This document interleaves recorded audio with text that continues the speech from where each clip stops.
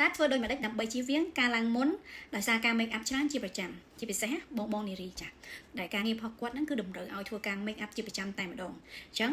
សម្រាប់បងនារីកុំភ្លេចចូលមើលជាមួយវីដេអូនេះណាដើម្បីការពារកុំឲ្យមានការឡើងមុនបានឬក៏មានការ roll នៅលើមុខចាបងប្អូនគ្នាទី1ហ្នឹងគឺត្រូវតែក្រោយពីការ make up ហើយពេញមួយថ្ងៃហ្នឹងចាពេលល្ងាចឬក៏ពេលយប់មុនចូលគេងហ្នឹងអ្នកទាំងអស់គ្នាដាច់ខាតត្រូវតែសម្អាតមុខឲ្យបានស្អាតជាប្រចាំតែម្ដងកុំខ្ជិលណាសូម្បីតែមួយថ្ងៃក៏កុំឲ្យរំលងដែរពីព្រោះតែបើសិនជាយើងអត់បានសម្អាតតែមួយថ្ងៃហ្នឹងគឺវាធ្វើឲ្យមានការស្ទះនៅតាមគោរោមតែម្ដងចាហើយធ្វើឲ្យឡើងមុនសាច់ឬក៏ឡើងមុនផ្សេងៗទៀតចឹងណាការលាងសម្អាតស្បែកមុខឲ្យបានស្អាតគឺជារឿងមួយដែលសំខាន់បំផុតតែម្ដងចាអញ្ចឹងយើងត្រូវតែលាងសម្អាតស្បែកមុខរបស់យើងឲ្យបានត្រឹមត្រូវតែទី1ហ្នឹងគឺយើងត្រូវតែធ្វើការ remove make up ចេញឲ្យបានស្អាតជាមុនសិនបន្ទាប់មកបានយើងធ្វើការលាងជាមួយនឹង foam ឬក៏សាប៊ូផ្សេងៗដែល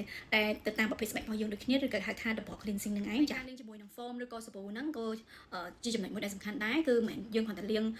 មក1វិនាទី2វិនាទីហ្នឹងគឺហើយគឺអត់ទេចាយើងត្រូវតែដោះលាងស្បែកមុខរបស់យើងឲ្យសព្វហើយយ៉ាងទីបំផុតក៏20វិនាទីដែរដើម្បីឲ្យសារធាតុដែលនៅក្នុងសាប៊ូហ្នឹងវាទៅលាងសម្អាតនៅក្នុងរន្ធរួមយើងឲ្យបានស្អាតបើសិនជាយើងមានពពួក toner គឺកាន់តែល្អទៀតគឺធ្វើការជូតសម្អាតបន្តទៀតដើម្បីប្រកាសថាស្បែកមុខរបស់យើងគឺបានស្អាតហើយមួយទៀតគឺយើងត្រូវតែប្រើពពួក moisturizer ដើម្បីឲ្យស្បែករបស់យើង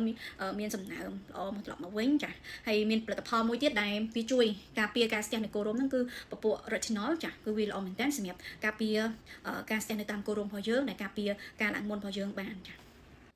ហើយចំណុចសំខាន់មួយទៀតបើសិនជាបងប្អូនមានពេលវេលាបងប្អូនអាចអញ្ជើញមកខែមកឲ្យបាន2ដងចាមកធ្វើជាមួយនឹងសេវាកម្មបូមសម្អាតមុខមុនចាពួកកំតិទលីដីពពួកគ្រឿង make up ដែលកក់ស្ទះនៅតាមគោរោមចាហើយនឹងបញ្ចូលជាមួយនឹង toxin វីតាមីនផ្សេងៗយកទៅក្នុងស្បែកមុខរបស់យើងចាឲ្យមួយខែបាន2ដងក៏បានដែរសេវាកម្មហ្នឹងគឺល្បីមែនតើនៅ NG ចាអញ្ចឹងបងប្អូនបើសិនជាចង់ស្អាតណា